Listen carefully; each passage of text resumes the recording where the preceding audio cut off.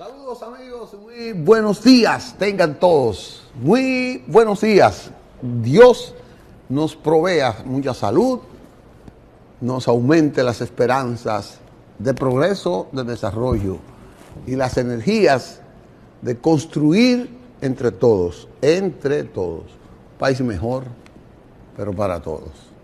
Esa es la idea de periodismo y sociedad, esta jornada que hacemos diario aquí, con la finalidad de que cambiemos el país para mejor, aceleremos el bienestar a la velocidad de la sociedad. Así es que por eso estamos con ustedes. Hoy tengo la gran suerte. Por eso que yo digo de Dios, siempre yo salgo de mi casa y me encomiendo al Todopoderoso, al Señor. Algo bueno me pasa. Digo, no es que somos perfectos, el tiempo no va a ser perfecto para nosotros, pero algo bueno nos pasa y yo valoro más que lo bueno que lo negativo. Porque un individuo que viene de la pobreza, de andar descalzo, de vender pan de batata, de vender coco, de vender dulce, y hoy está hablando en televisión, ¿usted cree que no tiene que agradecerle a Dios eso? Seguro, seguro, y yo se lo agradezco a Dios. A Dios y a esa viejita que se fajó, le dijo, no, con Dios usted va para adelante. Pero yo tengo la suerte hoy de compartir con un gran amigo y un político conmigo. Tengo una amistad de hace, yo no voy a decir la edad, porque él es joven, aunque tenemos los cabellos blancos cada uno. Pero él siempre lo ha tenido blanco, yo no sé de dónde él se lo tiñó. Y él ha tenido también mucho éxito, porque él se ha fajado, él no quiere que diga de dónde viene, pero él se ha fajado. Estábamos juntos en ese barrio luchando contra la pobreza, porque los jóvenes estudiáramos en la UAS. Ramón Ceballos está compartiendo con nosotros. Ya él es miamense, es norteamericano, diputado, él es de todo. Yo soy avanzoso contigo. Muchísimas gracias. Para mí es un grato placer tener la oportunidad de compartir una vez más este espacio contigo y los amigos y amigas que por muchos años han venido siguiendo este importante espacio de comunicación. Y quiero decirle a los amigos que te siguen a ti que te llevo exactamente 2 meses. Y 2 meses. Mira, tú sabes que hoy, antes de entrar en profundidad de los temas, sabes que hoy es el día de la fundación de la Organización para la Alimentación, FAO. La FAO es un órgano de las Naciones Unidas que se fundó el 16 de octubre de 1945. Unos 45 o 50 países se reunieron en Canadá para combatir la miseria y el hambre en el mundo, terminada la guerra, la Segunda Guerra, y entonces había que aunar esfuerzos para disminuir la miseria, la desnutrición. Y me paro aquí por la desnutrición, tú que eres, tiene una lucha enorme también Ceballos, porque el hambre es una necesidad fisiológica, pero la desnutrición es un proceso que requiere todo un componente integral para provocar el desarrollo. Usted se come 10 panes y se mata el hambre, pero usted no está combatiendo la desnutrición. Entonces la desnutrición es un proceso por el que ha luchado muchos países, porque no es solo producir alimentos, sino, y aquí está la gran lucha de grandes bloques de países, producir alimentos. ¿Pero qué tipo de alimentos? Alimentos de calidad nutritiva. No tiene que ser la gran cantidad, sino la gran calidad de alimentos para que el que lo consuma pues se nutra más que con la cantidad. Entonces come 18 sándwiches como se come Manuel pero es mejor que usted se coma 2 huevos y eso le nutre más que los 18 sándwiches. Usted se come 18 Coca-Cola, se bebe, eso lo desnutre lo desnutre más que si usted se bebiera un jugo de lechosa, sin azúcar, todas esas cosas. Entonces la calidad de la alimentación es básica. Por ejemplo, hay ahora una lucha con la prohibición de los pesticidas en el crecimiento de los campos, de los productos agrícolas. ¿Por qué? Bueno, porque se habla de que esos pesticidas, esos químicos, esos agroquímicos están produciendo grandes enfermedades cancerígenas y muchas otras. Entonces, hay un bloque, por un lado, que dice, no, vamos a producir lo natural y vamos a producir menos, pero de mejor calidad, y vamos a masificar la producción con buena calidad.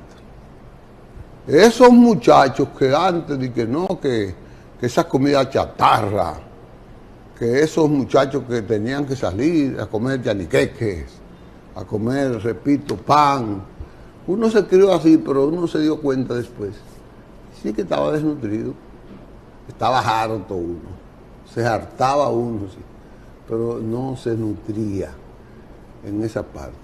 Los gobiernos, con esto termino este comentario, Ceballos, siempre están luchando desde hace mucho para que, por ejemplo, a través del desayuno escolar, a través de la merienda escolar, esté la alimentación orgánica. Orgánica, la leche si es orgánica, sí, porque la leche puede ser orgánica. Eso de estar criando pollo encerrado a fuerza de esos elementos que en 2 días te hacen un pollo de 14 libras, todo eso le hace daño a esos muchachos. Soltemos a las gallinas, que se crían así como antes, como nosotros. Encontrábamos 2 o 3 huevos en cada esquina, en cada bajo de palo, cada tronco de palo ahí, y eso eran huevos naturales en esa parte. Pero hablar hoy del día de la alimentación es importante, porque hablar de la calidad de la vida, la calidad de la alimentación, no es hartarse, no es comer mucho, sino comer bien. Así que ya, ustedes saben. Vamos a una pausa para que cambiemos entonces con el tema que a ti te apasiona, porque no sé si la alimentación a ti te apasiona mucho. Yo he comido mucho. Vamos a una pausa, Manuel, para que vengamos entonces con Ramón. Bien, regresamos. Ramón Ceballos es un polifacético, es un amigo, es un político que dice las cosas como son. Y entonces él acaba de salir de la Cámara de Diputados, pero siempre será un diputado, siempre va a ser un diputado, preocupado por la situación del país. Y entonces Ramón y yo hemos convenido en hablar hoy sobre esta nueva postura sobre la reforma fiscal. Quiero hablar de eso, de la reforma fiscal y por qué no de la reforma constitucional. Pero de la reforma fiscal, Ramón, yo estaba preocupado hace una semana porque yo veía esa avalancha y se me olvidó, voy a decir que no confiaba en Luis, pero se me olvidó que Luis es un gran estratega. Porque ayer me dice un senador, tú no conoces a Luis, Luis hizo eso con esa intención. Y ahora Luis dice que le van a recortar algunos temas a la reforma, va a escuchar al pueblo en algún estamento. Veo a Alfredo Pacheco, que fue el primero que abrió el grifo de escuchar, abrir 4 líneas telefónicas y un día en la Cámara, que Pacheco es muy inteligente, carajo. Y también escucho ahora que Jochi Vicente quiere escuchar a los sectores productivos y todo. En los sectores productivos me gusta una cosa importante, Ceballos, que los grandes economistas de los partidos políticos, las caras, no se han opuesto a la reforma, sino que están diciendo que no la hagan de golpe, que la hagan procesal y que hay puntos que tienen que revisarlo. Pero no se oponen. Jaime Aristi, Magín Domingo, Gerard, esas cosas. ¿Qué es lo que tú opinarías de eso? Mira, la verdad es que cuando yo era diputado, desde que llegué ahí, que estábamos en pandemia, me di cuenta que había un error en el manejo de la economía en República Dominicana. Y era que nosotros no estábamos resolviendo los problemas en base a empréstitos, que indudablemente no podíamos seguir por ese camino. Y que aquí, la verdad es que aquí hay demasiada exención de impuestos. No podemos seguir dándole, como se le está dando en este año, 340 mil millones de pesos a empresarios que, si bien es cierto, en un momento de inicio necesitan cierto estímulo, no puede ser permanente, porque entonces eso se convierte en un gran negocio, un negociazo. Y planteaba la necesidad de que se hiciera una reforma integral. ¿En qué consiste la reforma integral? Bueno, el que tiene más es que tiene que pagar. Tú no puedes seguir cargándole el dado con taxes, con impuestos al café, a la leche, al azúcar, que es lo que consumen la mayoría de gente pobre en este país. Tú tienes que cargarle, porque si yo tengo un vehículo que me costó $1 millón de pesos, yo no puedo pagar lo mismo de una placa anual que tú, que tiene uno que costó realmente 70, 80 o 90 mil dólares. Entonces, si tú tienes para comprar un vehículo de esa naturaleza, tú tienes que pagar el costo de eso, porque la democracia tiene su precio. Democracia tiene su precio, entonces el que tiene más tiene que pagar más. Y que también se especificara, al ser integral, en qué se iban a invertir esos recursos, porque tampoco podemos coger y crear una masa económica de impuestos para satisfacer necesidades personales, que tú tengas una visión. Pero eso, desde el primer momento el gobierno ha sido específico. Voy en esa dirección. Entonces yo creo que el presidente de la República ha aprovechado un momento para introducir esta reforma bastante apropiado. Lo que no ha habido es la suficiente ensamblamiento de una estructura de comunicación que permita realmente explicarle al pueblo hacia dónde vamos y por qué lo estamos haciendo. Porque esta no es la primera reforma. En los últimos 40 años se han hecho 15 reformas. Y quiero que tú sepas que desde septiembre del año 2004 hasta hoy se han hecho 5 reformas. 4 la hizo Leonel Fernández. 4 reformas la hizo Leonel Fernández y una la hizo Danilo Medina. Y las que más perjudicaron al pueblo de las que se han hecho realmente fue la reforma del 2011 de Leonel Fernández y la reforma del 2012 de Danilo Medina, porque realmente fue orientada a castigar a los más necesitados. Se aumentó, por ejemplo, el ITEVI de un % a otro, creo que de un 16 a un 18.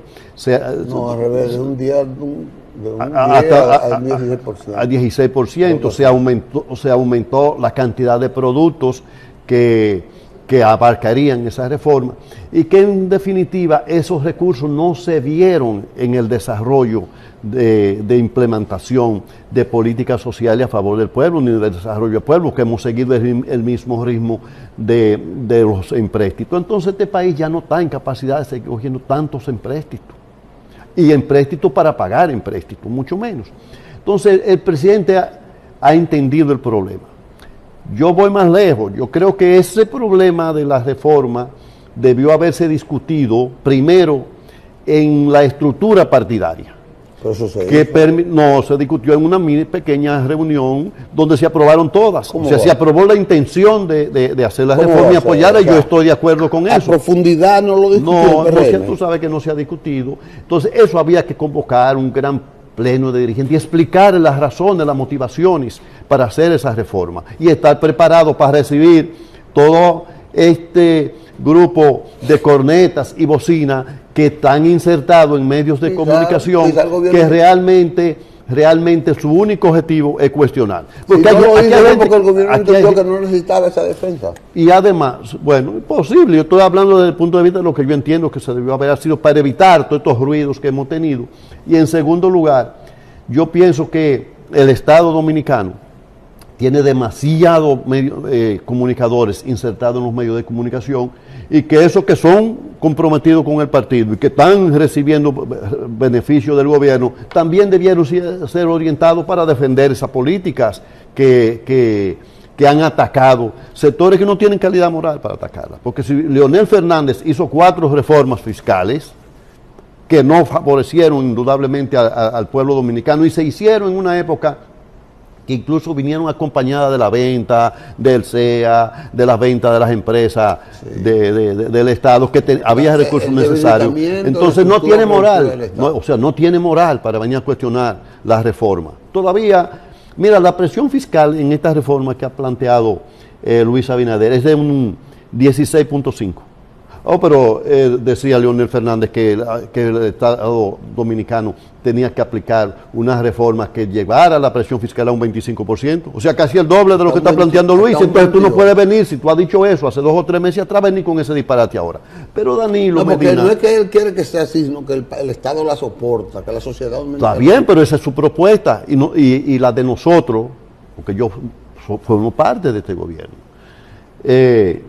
Está en un 16, pero Danilo Medina en la campaña electoral dijo, todavía siendo presidente, que si no se aplicaba una reforma fiscal como la que él estaba planteando en el año 2015 y que nunca la aplicó, el próximo gobierno que viniera, que él pensaba que iba a ser el candidato del Partido de la Liberación Dominicana en el 20, no iba a tener con qué. Pero yo siento que Danilo no está siendo no está siendo tan radical porque Danilo Medina, primero, sabe que no va a ser presidente. No puede, la Constitución se lo prohíbe. Y segundo, es que tiene un problema mayor y es que se está desgranando esa estructura que él ha querido mantenerse al frente de la misma. O sea, entonces no tiene tiempo para estar hablando de reforma cuando sus propios funcionarios que tuvieron en el área económica están defendiendo la visión que tiene el presidente Luis Abinader de la necesidad de aplicar esta reforma fiscal ahora. Sí. No, la mayoría de la gente cree y está consciente, está consciente que la reforma es necesaria y está de acuerdo en que los puntos que ha externado el gobierno para la inversión de los 122.000 millones, como la atención primaria, porque esta atención primaria no aguanta un minuto más. El asunto de la seguridad. Eso es fundamental. Obligado y ya. Mira que aún con las dificultades que nosotros tenemos, yo estuve recientemente en Lima, Perú, participando en una reunión del Parlamento americano. Y uno de los temas que se estaban analizando allá era precisamente el peligro en América Latina de la inseguridad que hay, que nosotros de 10 ciudades que hay en el mundo de mayor violencia e inseguridad, 9 están en América Latina. Y donde nosotros tenemos como continente una de las poblaciones más pequeñas. Pero nosotros estamos incluidos. No, República Dominicana. Entonces República Dominicana, con los datos que presentaron allá, que no lo presentamos nosotros, nos coloca a nosotros en un 9.7% por cada 100.000 habitantes. O sea, muy por debajo el dato que yo llevaba para hacer mi ponencia era que nosotros teníamos un 12. Y cuando ellos hablan primero que yo para presentar, cambié mi discurso y expliqué la necesidad que había de que países que son extremadamente violentos copiaran el modelo que se está aplicando en la República Dominicana, porque es extraordinario. Entonces, pero mira, retomando lo de la reforma, es que hay cosas también que yo creo que esa reforma tiene que estar. Por ejemplo, hay un problema serio con los recursos que se envían al sector eléctrico. El Estado Dominicano no puede seguir financiando la incapacidad y la falta de servicio. Pero además hay otro tema. Pero tiene que reorganizar. Pero es que tiene que haber una política realmente integral. Por eso te he hablado desde el principio de una reforma fiscal integral. Pero además tú no puedes seguir dándole. Nosotros ahora, en la reforma constitucional que se acaba de aprobar, se fusionaron las elecciones. Pero nosotros no podemos seguir, ahí no estamos ahorrando una buena parte, y yo lo he venido planteando esa necesidad, pero nosotros no podemos seguir gastando dándole a una serie de partidos parásitos que lo único que hacen es vivir del Estado dominicano, un presupuesto que cada día, año tras año, es más grande y más grande y más grande, sin una fiscalización. Eso hay que reducírselo. Yo recuerdo que Luis Abinader, creo que en el segundo año, planteó la necesidad de reducir ese % que se le daba a los partidos políticos y todos brincaron como cacata. Y yo recuerdo un discurso que yo pronuncié en la Cámara sobre la necesidad que había de que esos parásitos que viven del Estado dominicano hay que llevarlo a su mínima expresión, y que apoyaba realmente esa decisión que había tomado en ese momento ese planteamiento del presidente. ¿Cómo tú planteas que se haga eso? Pues reducir eso, tú no puedes darle el 0.25% del presupuesto, porque aquí el presupuesto cada día va aumentando. ¿Y cómo ellos justifican esos gastos? Sí, pero eso hay que reducirlo a la mínima expresión. Yo creo que es muy limitado esa posición de ustedes. ¿De qué? De que le quiten a los partidos pequeños. Pero es que si una reforma integral tiene que ir los diferentes nichos por donde se dan los recursos, tú tienes que limitar. Tú no puedes seguir con pero una ley. El gran nicho se da por los partidos grandes. Pero por lo que sea, pero es a lo grande. Es a los partidos grandes. Pero está bien, pero es que... Los que no dedican esos recursos a lo que está destinado según la ley son los partidos grandes. Pero está bien, pero ahí comencemos por los grandes. Pero es que por ahí es que hay que comenzar por todo. Bueno, o sea, ¿por qué por los chiquitos? Tú no puedes tener 32... No es por los chiquitos, es por todos los partidos políticos me refiero. Pero tú no puedes también seguir con una situación como la de ley de cine. Yo siempre Pero ¿cómo tú vas a tener una ley de cine por decir que nosotros hacemos películas en la República Dominicana, que no nos aporta nada, que estemos gastando miles de millones de pesos, y eso no te retribuye a ti ni el 3% de lo que tú inviertes? No podemos, o sea, tú tienes que ser lógico, porque en un país donde hacen falta hospitales, que es uno de los puntos que el presidente está planteando que hay que invertir recursos, nosotros necesitamos realmente reducir todos esos gastos, que se están yendo ahí, y traerlos realmente a espacios que beneficien la satisfacción social del pueblo. Mira, Ceballos, yo te voy a pedir un permiso para que vayamos a una pausa, porque hay criterios de eso que estamos externando que chocan con lo que está haciendo el presidente Luis. Porque todo lo que está haciendo Luis, tú no tienes necesariamente que estar de acuerdo con eso. Y yo quiero hacerle entender a ustedes que privan en patriota y en peñagomista, que ustedes están equivocados. Pero yo estoy equivocado también, posiblemente. Vamos a una pausa, Manuel. Saludos, gracias, Manuel. Mira, Ceballos, le entramos a la lucha política, ahora a las reformas políticas, que es la que está haciendo la... Económica. No, no, ahora quiero la reforma... fiscal. No, la otra. Constitucional. La constitucional, porque ahí es que tiene que ver. Ahí fue que le redujeron la cantidad de legisladores. ¿A quién? Bueno, al país. El presidente planteó 50 menos. Ellos le redujeron, creo que fueron 20 o 10 o 12, qué sé yo. Pero yo quería acotar algo por donde terminamos ahorita. Ustedes tienen una campaña que para mí es injusta y es desconocedora del origen de la política del financiamiento de los partidos políticos. José Francisco Peña Gómez, cansado del uso de los recursos del poder por parte del doctor Joaquín Balaguer, desarrolló una campaña para que el Estado especializara recursos en equidad a través de la Junta Central Electoral, del presupuesto que todos pagamos, para sustentar el desarrollo de las actividades políticas de los partidos políticos. Entonces, él no dijo que eran solo los chiquitos ni los grandes, él dijo todos. Entonces, ¿qué era lo que el doctor Peña Gómez no quería?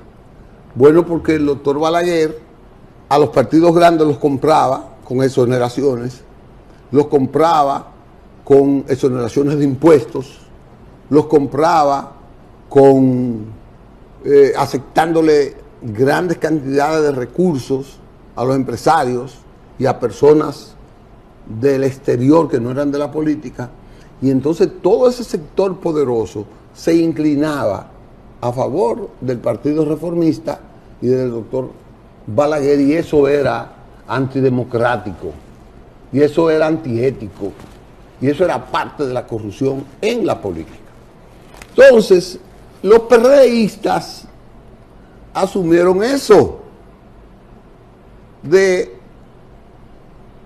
tomar ese dinero para cualificar la democracia. Cualificar. Y se ha cualificado. Entonces vino Peña Gómez y abrió las escuelas, que tenía escuelas.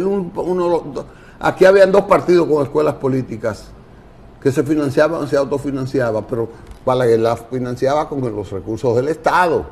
Compró ese local de la Tiradentes y el PRD lo financiaba pidiendo con la ayudita de los 25 centavos que daban cada compañero y la ayuda de la Frederick Ebert y de la Internacional Socialista.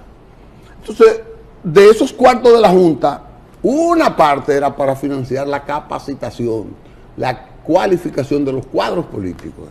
¿Qué pasa? Que muere Peña Gómez, muere Balaguer.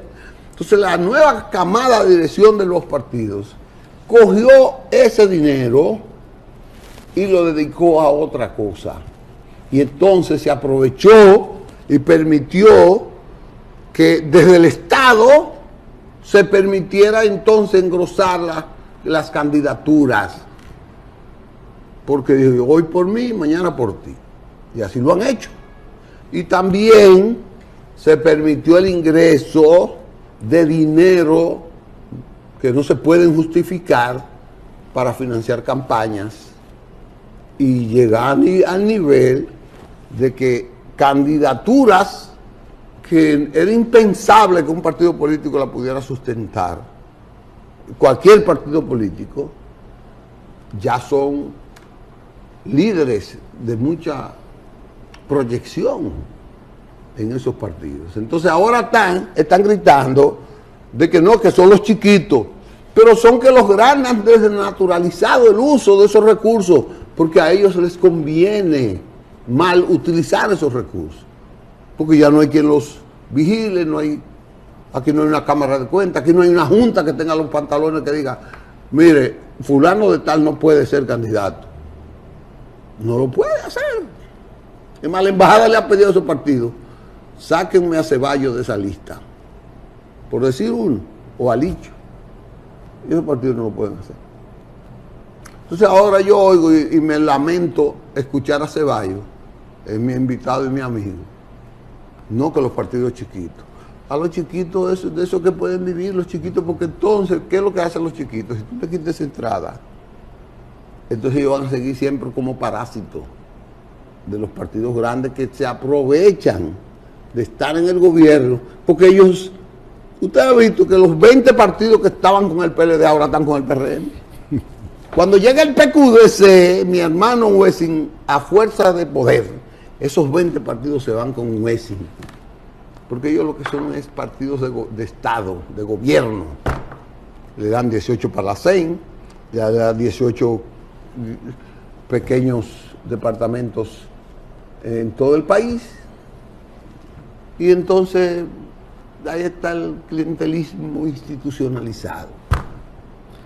Mira, la verdad es que tú has hecho un enfoque que ha querido poner en mí un planteamiento. Yo he hablado de una reforma fiscal integral que cierre nichos, y he hablado de la necesidad de que los partidos políticos, los que reciben el 100% de esos recursos que se le dan a los partidos políticos, que son demasiado, en un país pobre como este, se les reduzca. Se reduzca. Cuando el doctor Peña Gómez planteó eso, y que recuerdo que fue fruto precisamente de un gran dolor que hubo, porque Virtudes Álvarez tenía un movimientico en la capital y le entregaron a ellos una enorme cantidad de exoneraciones, ¿vale? Entonces a nosotros apenas nos entregaron como un 10% más de lo que le entregaron a esos partidos pequeños. Recuerdo exactamente esa situación. Y con eso, es cierto, el presidente Balaguer se aprovechaba del Estado. Pero el Estado no puede estar para ese tipo de actividades. Ahora bien, ¿qué ha pasado? Hay una gran discusión en América Latina. Yo vengo de una reunión hace como, ya había salido de diputado, pero me enviaron a Panamá, que es una reunión del Parlamento Latinoamericano. Y yo quiero decirte a ti que hay una gran preocupación, precisamente porque la calidad de la democracia por la que tú abogas se ha perdido, se está perdiendo, está a la mínima expresión en América Latina. ¿Por qué? Porque el narcotráfico, y háblalo así, el narcotráfico antes te financiaba a un candidato. Ya el narcotráfico no financia a un candidato, ya el narcotráfico tiene sus propios representantes, sus propios candidatos. Y lo cierto es que las debilidades institucionales que hay en todos estos países de América Latina, la crisis económica que hay en América Latina, le ha permitido a estos delincuentes organizados, a estructuras delincuenciales, que en determinadas áreas en América Latina, ellos resuelven problemas de electricidad, te resuelven el problema de escuela, te resuelven problemas sociales, te resuelven problemas de salud, que el Estado no tiene los recursos para poder hacerlo. Pero además, entonces, eso le ha facilitado a ellos tener sus propios representantes, como pasó, por ejemplo, en Colombia, que tú sabes que era el país más desarrollado en términos de delincuencia organizada, cuando Pablo Escobar no solamente financió, sino se presentó como candidato.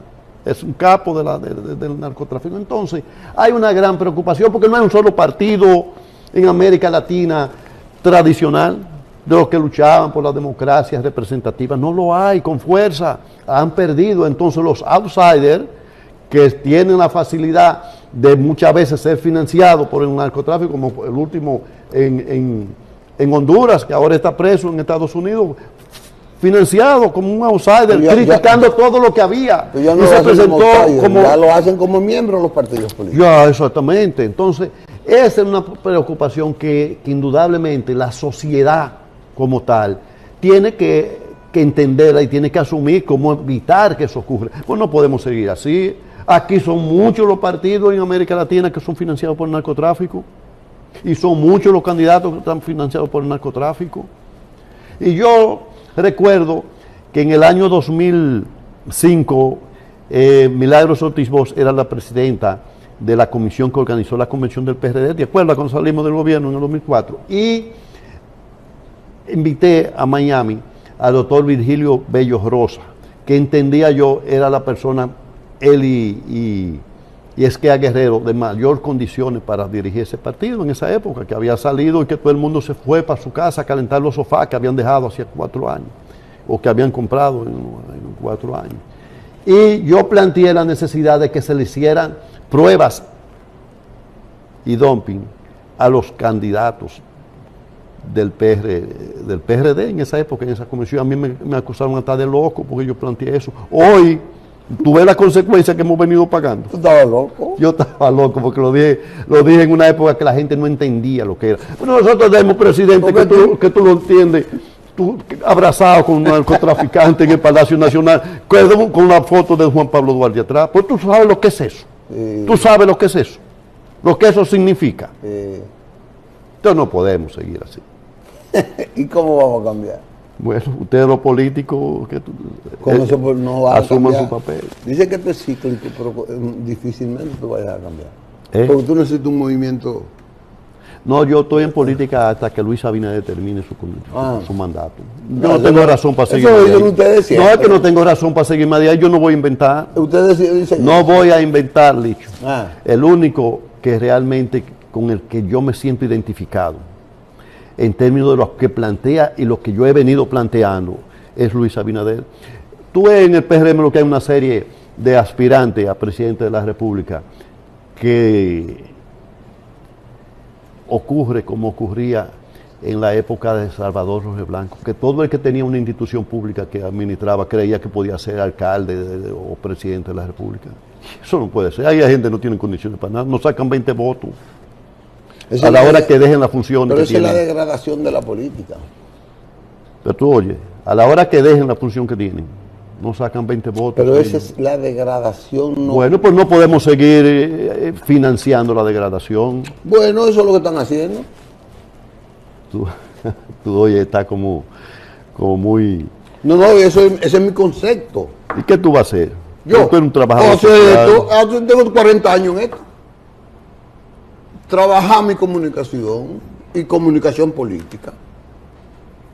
Bueno, sigue con tu programa que yo seguiré viniendo aquí. Y hacer lo que pueda desde aquí. A decir lo que otros callan por complicidad. Correcto, o por cobardía. lo que tú vas, exacto. Ya dice que tenemos que irnos. Pero lo que tú no yo estoy de acuerdo contigo, no nos va a ver. No hablamos realmente, callar. no hablamos de la modificación constitucional, que para mí ha sido, yo que tenía una gran expectativa. Pero vamos a hacerlo la otra eso. semana. Una gran expectativa tenía en eso. Vamos a hacerlo la otra semana y ya se te cayeron. Bueno, por ejemplo, nosotros los dominicanos en el exterior, que somos el 20% de la eso población. que yo quiero hablar. De esta población, no tenemos la satisfacción de que en esa constitución se eliminara el veremos párrafo del artículo 20 y se modificara el artículo 78. La próxima semana vamos a discutir eso. Señores, Ramón Ceballos, que también tiene poco pelo en la lengua, dice las cosas como son, ha estado con nosotros en este día. Por eso que me gusta traerlo de vez en cuando. Gracias por su sintonía y mañana nos veremos hablando de medio ambiente aquí en Periodismo y Sociedad.